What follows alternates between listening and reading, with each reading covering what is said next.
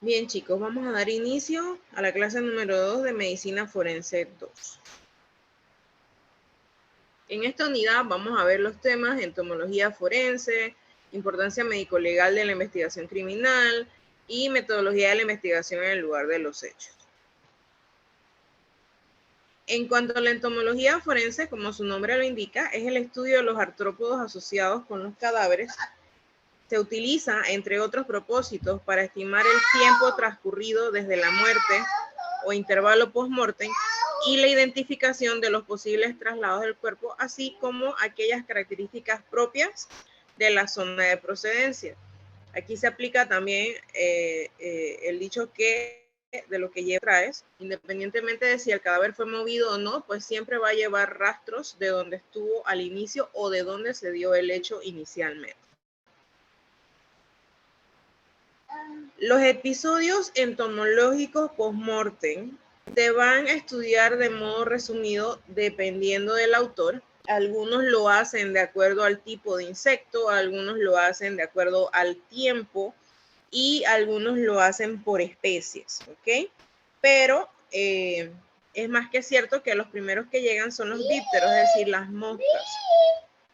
Y después aparecen los coleópteros y de ahí entonces van a convivir ciertas especies en el mismo momento. Y luego entonces por último van a aparecer los coleópteros, ácaros y lepidópteros. En cuanto a la secuencia propia de colonización y las especies implicadas variarían de acuerdo a algunos factores o parámetros, entre ellos dónde está el cadáver, la época del año y las características ambientales particulares del suelo y del hábitat en que se encuentra el cadáver. Recordemos que además de insectos también vamos a tener carroñeros dependiendo de dónde esté nuestro cadáver. Entonces, también hay que tener en cuenta que hay gran variabilidad en el tiempo de aparición de una determinada fase de descomposición cadavérica debido a factores externos e internos. Como les mencionaba en la clase anterior, si está gordito, si está delgado, si estaba enfermo, si tuvo fiebre justo al momento de morir, si es un niño, si es un adulto, un anciano, etcétera, etcétera. Además de si está puesto en el agua o tiene la mitad del cuerpo en el agua o está completamente en el suelo o si está enterrado o si está sobre la tierra, etcétera, etcétera. Pero lo que sí es cierto es que con respecto a la entomología forense, es mucho más fiable a partir de las 72 horas de fallecido. En cuanto a la fauna cadavérica, es el conjunto de insectos que invaden sucesivamente un cadáver y que van a ayudar a favorecer la descomposición del mismo hasta completar la reducción esquelética. Tiene un total de 20 especies que se pueden agrupar en 8 escuadras según el momento en que invaden el cuerpo.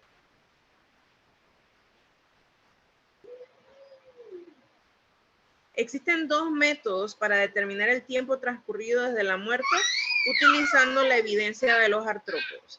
El primero sería entonces la edad y la tasa de desarrollo de las larvas y el segundo sería la sucesión de artrópodos en la descomposición del cadáver.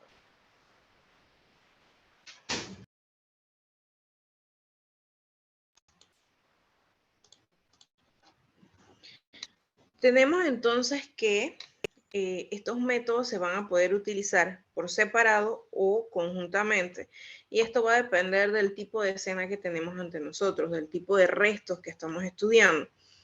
Y recordemos que cada quien tiene su librito, ¿ya? O sea, existen varios autores que estudian los mismos sucesos o fenómenos y al final lo que se trata es de dictar un intervalo en el tiempo de muerte. Por lo general, las primeras fases de descomposición se utilizan los dípteros en particular porque son los primeros en llegar atraídos por el olor. Mientras que en las fases más avanzadas vamos a utilizar la composición y grado de crecimiento de las comunidades de insectos y artrópodos encontradas en el cadáver. Y estas a su vez se van a comparar con patrones conocidos de sucesión de fauna cadavérica. Ahora bien, recordemos que nuestro hábitat es muy peculiar. Tenemos la selva, tenemos el río, la quebrada, tenemos distintos escenarios posibles en los cuales puede estar un cadáver. Y además nosotros solamente tenemos 2 estaciones, la seca y la lluviosa. No tenemos 4 estaciones. La mayoría de los autores son internacionales, por lo tanto utilizan 4 estaciones, utilizan diferentes características del suelo, etcétera, etcétera, pero sirven como guía. Y la idea es comparar estos patrones con lo que nosotros estamos encontrando. El orden en el que aparece la fauna entomológica sería entonces el siguiente. Las californianas hasta el tercer mes, las sarcofagianas entre el primer y tercer mes, la demestiana del cuarto al noveno mes, la corinetiana del noveno al 12º mes, la silfiana durante el segundo año, la acariana entre el segundo y tercer año, la antrenes entre el segundo y tercer año también, y la Tenebris iptenius durante el tercer año. Entonces, estas son las especies de acuerdo al tiempo post-mortem en que aparecen en el cadáver.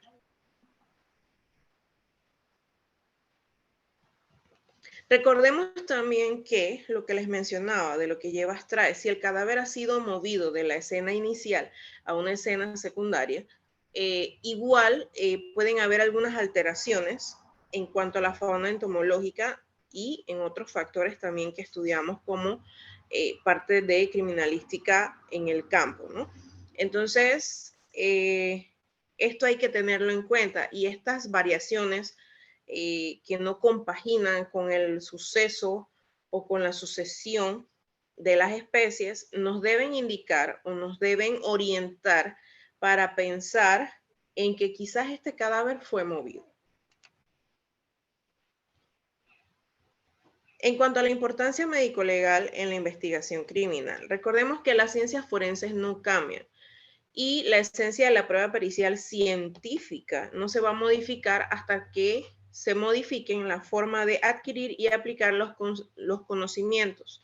Entonces, cualquier ciencia X que en algún momento contribuya con la administración de justicia o con la investigación judicial, va a llevar el apellido forense. Es por eso que existen tantas ramas de la medicina forense. Los conocimientos que vamos a aportar al proceso a solicitud de la autoridad competente y bajo gravedad de juramento deben ser auténticos, específicos, especializados y entregados de manera oportuna.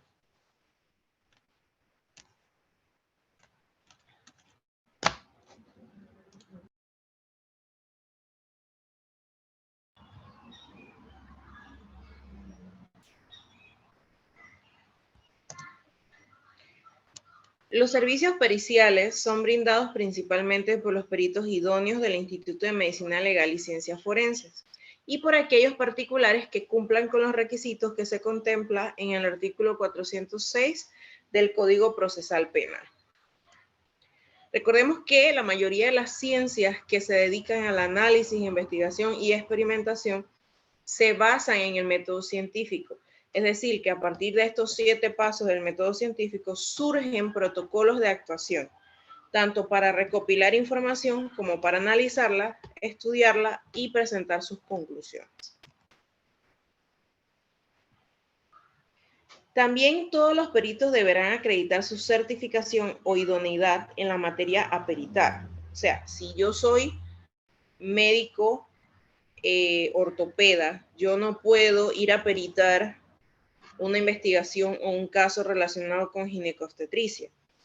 Lo mismo que si usted es un perito especializado en documentología, no puede presentarse a un juicio o realizar una investigación que se base en la dactiloscopía. Usted debe acreditar que está certificado para ese tipo de análisis.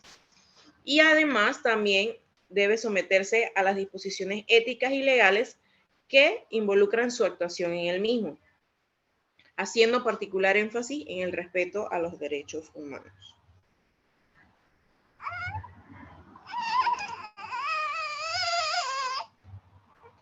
A solicitud de los sujetos procesales, los peritos científicos deben comparecer a las audiencias programadas para que sean interrogados y contrainterrogados en relación a los informes periciales que elaboran.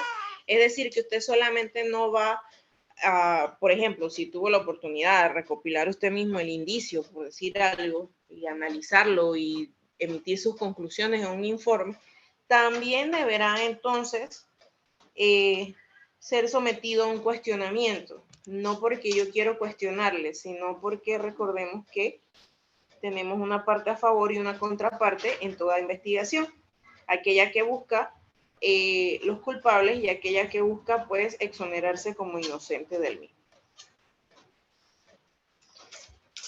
Es entonces y ante la autoridad judicial competente que el perito utilizará todos los recursos necesarios para sustentar su opinión y también podrán ser llamados a los juicios orales e ilustrar a los presentes sobre los elementos científicos que ha utilizado durante su investigación. Por ejemplo, si usted utilizó agua, solución salina estéril en vez de agua estéril, usted debe sustentar por qué hizo eso. Si es que no tenía el insumo, si es que su patrono le indicó que eso es lo utilizar en el protocolo, etcétera, etcétera. Los encargados de valorar el dictamen pericial entonces deberán considerar lo siguiente también: los estudios, títulos y la certificación o idoneidad oficial del perito, la experiencia en el área que va a peritar, los fundamentos técnicos científicos de su dictamen, es decir, el método científico o los protocolos basados en el método científico, las técnicas e instrumentos utilizados deben ser reconocidos, por ejemplo, a nivel nacional. No podemos implementar un proceso reconocido internacionalmente que todavía aquí no ha sido reconocido. La claridad y la exactitud de sus respuestas y la consistencia y firmeza de sus argumentos. El perito aporta conocimientos científicos o pruebas a la Administración de Justicia y su participación en las audiencias es fundamental para la toma de decisiones que tienen que ver con la honra y la libertad de las personas. Recordemos que a veces no basta tener un título y experiencia, hay que tener un fundamento teórico y experimental que sustente por qué nosotros decimos que, por ejemplo, algo fácil, que esta huella dactilar corresponde a Juanito Pérez. Los peritajes son las opiniones vertidas por especialistas en una ciencia o en una subciencia o arte sobre un hecho sometido a su consideración. Entonces, cuando nos llaman a un juicio, debemos declarar oralmente ante personas que no conocen detalles del área en la que yo soy un experto científico, un perito. Entonces, del lenguaje que vamos a utilizar debe ser sencillo. Recordemos que no todos los abogados tienen una orientación hacia la criminalística y no todos los criminalistas tenemos una orientación hacia el derecho.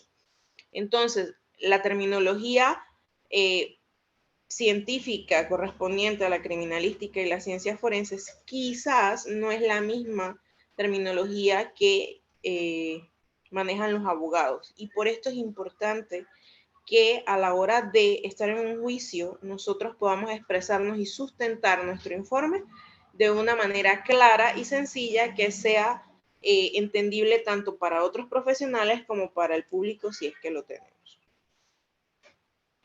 A los sujetos procesales que participan les interesa conocer y valorar la información técnica y basarse en el logro de objetivos. También dependerá de la imagen y la retórica de la persona o del perito. ¿Ok? Por ejemplo, si usted está acostumbrado a utilizar el suéter de la institución para sus turnos, no hay ningún problema. Ese es su uniforme de trabajo. Pero, por ejemplo, en un horario administrativo, usted debería utilizar por lo menos una camisa institucional o una camisa normal de vestir. Y si va a un juicio, no puede ir en su uniforme de trabajo, es decir, en el suéter. Tendría que ir de una manera formal, por lo menos una camisa o una corbata, y el que lo tiene, pues camisa, corbata y un saco, porque hay que mantener la imagen. En cuanto a la metodología de la investigación del lugar de los hechos, recordemos que los peritajes científicos deben practicarse en base a teorías o técnicas actualizadas, verificables, evaluadas y criticadas por la comunidad académica nacional e internacional, teniendo en cuenta que lo internacional debe ser aprobado o permitido utilizarlo aquí en el territorio nacional. El perito médico o el perito en criminalística debe proceder con la mayor solidez académica, aplicando siempre los protocolos basados en el método científico. Los peritos requieren no solamente conocimientos y experiencia, requieren también recursos como infraestructura, personal que los apoye, que los ayude, el cambio de turnos, el poder irme a descansar a mi casa, tener la mente fresca y poder seguir trabajando amenamente y evitar otros trastornos relacionados a la salud mental. Además de tener disponibles equipos, materiales y logística que son necesarios para desarrollar eficazmente sus tareas periciales. La actuación entonces estará regulada por guías y normas de procedimientos o protocolos debidamente conocidos y validados que garantizarán el adecuado desarrollo de las funciones periciales.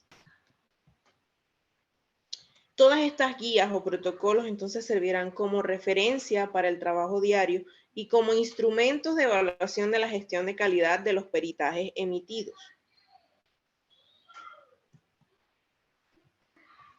Los peritos tienen la obligación de aplicar en su práctica o en su trabajo los métodos científicos válidos que comprendan lo siguiente: el abordaje adecuado del estudio motivo de la pericia, el planteamiento del problema o la pregunta, una lógica formulación de una hipótesis de trabajo, ¿sucedió esto o sucedió lo otro?, el incorrecto análisis e interpretación de la información procesada, y finalmente el aval científico de sus resultados y conclusiones mediante el análisis o la aplicación de algunos protocolos vigentes.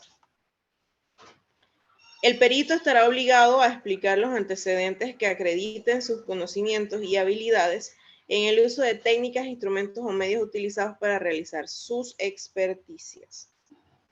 Es decir, si usted hace un análisis forense donde usted busca huellas en un papel, usted debe sustentar en su informe y, si es llamado a juicio, sustentar de manera oral qué métodos, qué protocolos utilizó para levantar la huella dactilar de ese papel, cómo lo hizo, cómo lo obtuvo, qué hizo después de encontrarla, cómo la levantó y cómo la procesó después, cómo la ingresó al sistema o cómo buscó coincidencias en el sistema.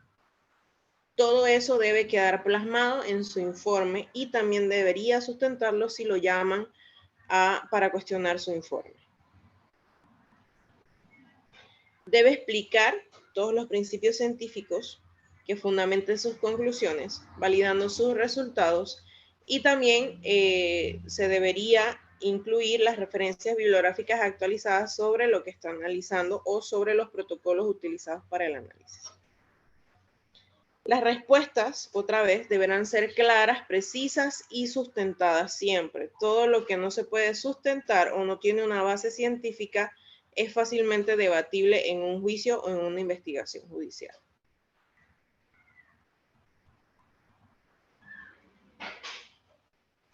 Debemos recordar también 3 elementos que conforman la estructura de un dictamen pericial. El objeto, es decir, el objetivo que yo deseo alcanzar con este peritaje. La metodología y la técnica aplicada que me van a ayudar a completar mis objetivos. Y la conclusión, que debe guardar relación entre el objeto y la metodología aplicada, ya sea que el resultado sea positivo o negativo. Recordemos que existen distintos protocolos de actuación para la investigación o para procesar una escena.